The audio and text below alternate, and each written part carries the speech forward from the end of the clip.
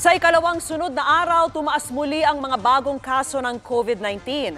16,313 yan, kaya umabot na sa 1,899,200 ang lahat ng mga tinamaan ng sakit sa bansa. 131,921 o 6.9% sa bilang na yan ay mga aktibong kaso. Pinakamataas sa nakalipas na 4 na buwan. 9,659 naman ang mga bagong gumaling, pinakakonte sa nakalipas na 6 na araw. 91.3% po yan ng kabuang bilang. Bahagya namang dumami ang mga bagong nasawi na umabot sa 236 ngayong araw. Kaya nasa 1.72% na ang COVID death sa bansa. Ayon sa DOH, 5 laboratorio ang hindi nakapagsumite ng kanilang datos.